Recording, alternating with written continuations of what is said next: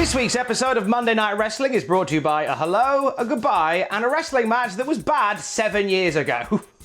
Like Theme Park World on the PlayStation, expect a roller coaster. This is Raw Graded.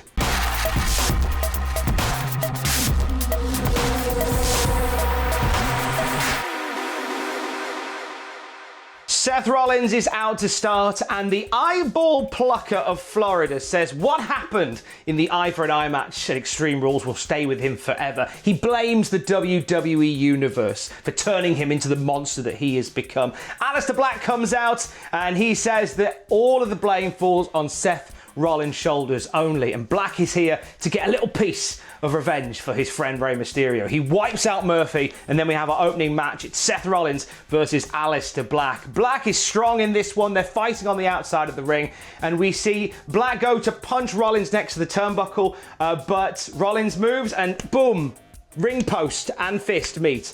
And the story of this match is the hand of Aleister Black, and Seth Rollins finds weird and wonderful ways just to wear this hand down. Black stays in the fight, just about levels Rollins with a black mass, but he rolls out of the ring. Murphy tries to get involved and he eats a black mass as well. Goes for another one on Rollins back in the ring. Rollins able to maneuver out of it and hit a super kick, but Black keeps on in this match. He keeps coming back, but the story is the hand and the arm, and after an arm guillotine off the top rope, an arm wringer and a curb stomp, Seth Rollins pins Aleister Black. Following the match, we see Black get sicked by Murphy and Rollins some more. They're fighting him outside the ring, beating him all around the announce table, and they're just focusing on the hand of Black, like bouncing it against the top of the table. Rollins even does a curb stomp onto the hand of Aleister Black, and they leave him there with injury worries circulating around Aleister Black. Seth Rollins was a monster here. I loved it. This whole segment given a B+2. Rollins looked like the monster that he should have always been. He and Black had some really great chemistry in here as well. We see Ron Simmons backstage saying something other than damn. He's chatting to MVP and Bobby Lashley, telling them that there is another way, and they fist bump and he leaves. R-Truth turns up, and MVP invites the 24/7 champion to accompany them to the ring. R-Truth says no, not having any of that, refuses to join them.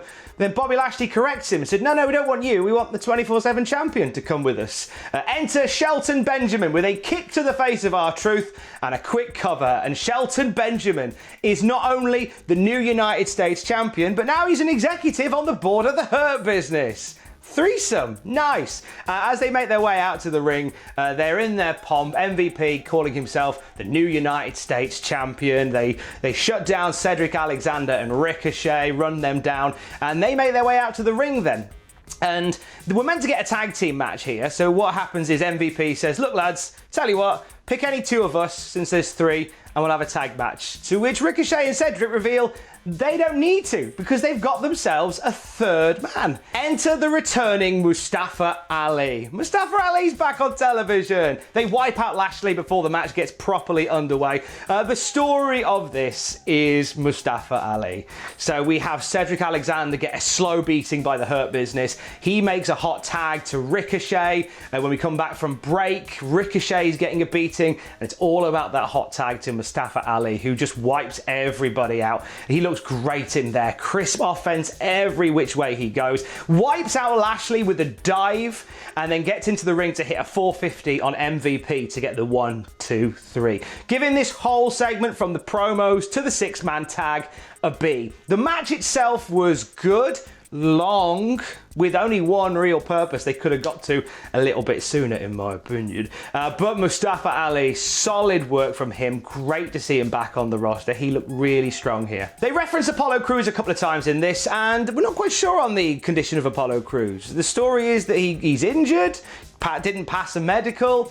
I kind of hope this isn't the end of Apollo Crews in the mix with this. Like, they're not just going to now just go, MVP is the US champion, I hope, because Crews is still technically the champ. We need to resolve that. But then I like the idea of Mustafa Ali being in the mix for that title as well. We'll just see how it goes. Randy Orton is lamenting on his recent actions, saying how fantastic it felt to end Edge's career, to cut off the chance of Christian having that one more match, and he is excited to end the career of the Big Show tonight. Orton has been absolutely stunning lately. We also get a Skype call with Christian, and Christian is kind of got that 1,000-yard stare going on at some points, genuinely taken aback by the beating that he took a few weeks ago. Says he'll never recover from it, and he's excited to watch the Big Show knock Randy Orton out cold tonight. Peyton Royce goes one-on-one with Ruby Riott next. Before this, we found out that Billie Kay is not there tonight. Peyton Royce says, quote, she's currently taking care of some business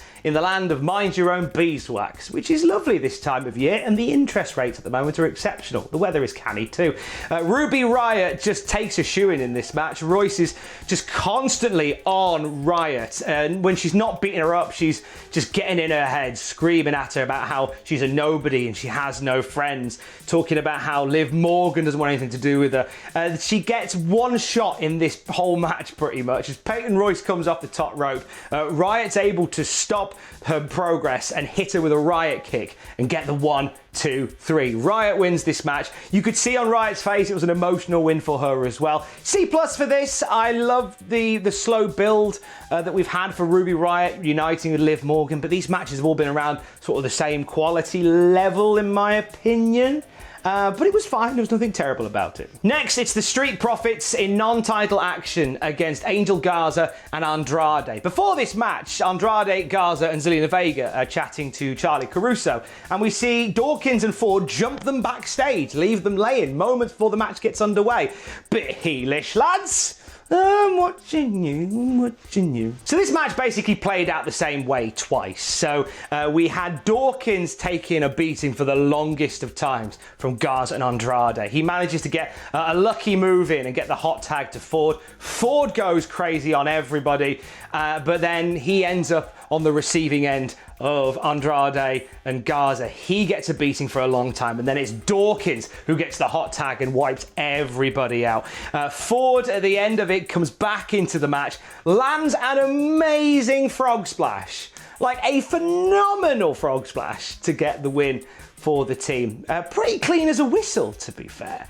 And you could, after the match, we see backstage Zelina Vega chewing out Andrade and Garza for their poor performance and promising that they're still on the same page. This was a B- for me. It was still very good. Lots to like in this match. Just felt a bit unnecessarily long and a bit repetitive. It did seem a bit weirdly heelish, the actions of the Street Profits. I kind of get because Andrade and Garza are the baddies and you're trying to one-up the baddies by becoming the baddies yourself. I'm sure they warned about that in Star Wars. So maybe that was the story there. But they beat them pretty soundly, which almost kind of puts paid to their chance of becoming tag champs. It seems strange to, but hey, look. We play the long game. We will see. It was a B-. The stuff in there was all right. The golden role models are out now. It is Bayley, Dos Straps, and 2 Banks belts. Disputed 2 Banks belts. 2 belts, Banks. Whichever way around you like it. They are in their pomp. They're talking about their success from Extreme Rules, justifying why Sasha Banks is the rightful Raw Women's Champion. Asuka and Kairi Sane come out to interrupt before a fight can break out. There's Stephanie McMahon via a Zoom call, I believe, in her study, who says that Sasha Banks isn't the Raw Women's Champion because she didn't win on Sunday, but nor did Asuka. So next week, we're getting a rematch from Extreme Rules between Sasha Banks and Asuka for the Raw Women's Championship. And the title will be decided via a pinfall, a submission, a count out, or a DQ. If there's outside interference, that could cost them the match as well. Adding those little extra caveats, add a little bit of potential spice to the match next week. But for now, it's Kairi Sane versus Bayley. That's the match that unfolds after Stephanie McMahon's announcement. And Bayley is in her form here as just just a nasty heel, just wears down Kairi. And every time Kairi seems to get a little bit of momentum, a little bit of fire, she gets cut down by Bayley. During the match, we cut to Shayna Baszler, who's watching backstage. Charlie Caruso asking if Shayna has a vested interest in this match. And Baszler says the same way a shark has a vested interest in the prey in the water, which is a nice little line that I've probably ruined. Kairi Sane, back in the ring, has injured her arm. I think Bayley just continues to wear down the arm of Kairi Sane, and even though she's able to get up and hit the insane elbow, it's too injured and she can't capitalize on it. She ends up back on the receiving end. Bayley hits an elbow of her own, but only gets a 2. Bayley is frustrated at this point because she can't put away Kairi Sane. She starts pacing the ring.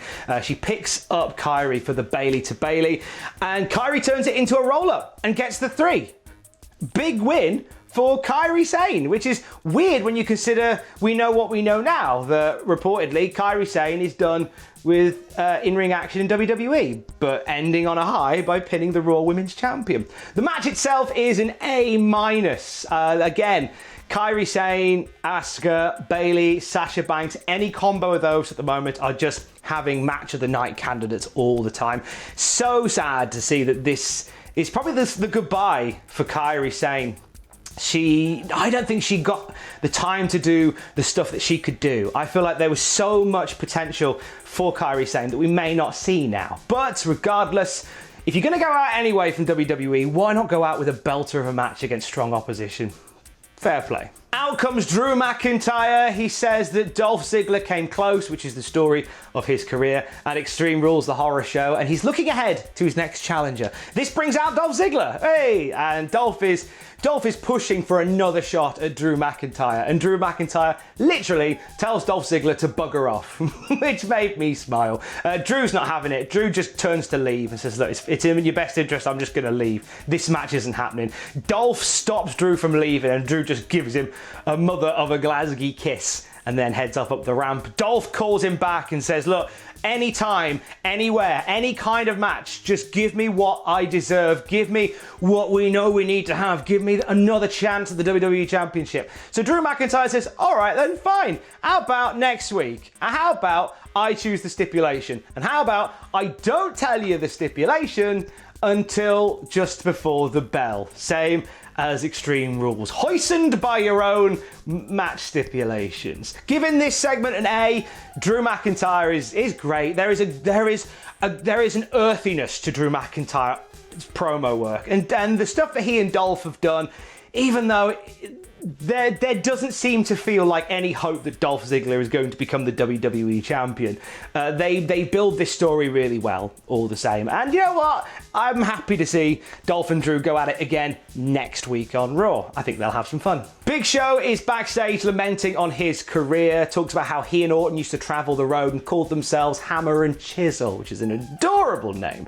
He says how a tiger, when it senses the end, is more deadly than ever, and says that Randy Orton will not write the last chapter, will not write the end of his story, which is nice work. The main event is the Unsanctioned match between Randy Orton and the Big Show. Big Show is dominant to start with. Andrade and Garza run out, throw Big Show into the steel steps, and the Viking Raiders come out and chase them away as well. After the break, it seems like Randy Orton had some offense during the break, but Big Show is back in control pretty quickly. At one point, Orton gets a low drop kick, goes for the punt, but ends up being goozled and gets a choke slam instead. Only a 2 count on that though. Big Show sets up a table, looks to put Orton through it with a Vader bomb, but Orton moves out of the way, so Big Show just crashes through the table.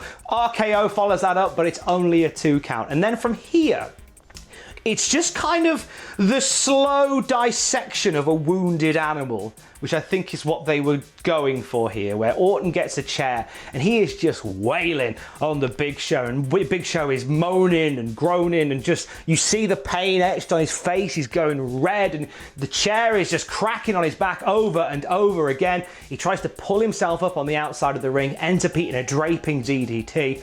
Orton waits for him to get back to his feet, drops him with an RKO. 1, 2, 3. Just like that. Randy Orton pins the Big Show. And at the end of the match, Big Show is pulling himself back to his feet and Orton just can't help himself. Big punt kick peeled off and in the face of the Big Show. And we see Big Show unconscious and Orton telling him, I told you, I told you. The legend killer takes another legend. Now, I'm going to give this match a B. I was ready to come down quite heavily on this match because 7 years ago, these guys had a match and it was very bad. And I didn't think time would have been kind. What they put together wasn't great. It was a bit quiet in the middle, but the thing that saves this is that end sequence. I like the story that they told where it was Randy Orton just sort of slowly dissecting Big Show at the end with the chair. And it just, there was a viciousness to it that really resonated, and I liked it a lot. So this is actually the best match that they've had together. Which isn't saying a lot, but it was good enough to deserve it a B, based on the promos building up to it, based on the finish of the match as well, the general feel around this one. It just felt wrong to give it anything less than a B or anything more than a B. And this week, Raw itself gets a B as well. It was great to see the return of Mustafa Ali. It was sad to say goodbye to Kairi Sane, but what a match to bow out on. A few of the matches here felt a little bit long in the tooth. I know sometimes I've complained about matches being too short, but there was a few here that I thought you probably could have, tightened some of these up a little bit, just saying. But overall, it wasn't a bad show at all. And we go on to next week, and they seem to be bulking out these episodes of Raw now to feel a bit like mini pay-per-views. So next week, 2 title matches in the books. Now next week could potentially be a belter. You never know. Anything can happen in 2020. Stay safe. Love you, bye.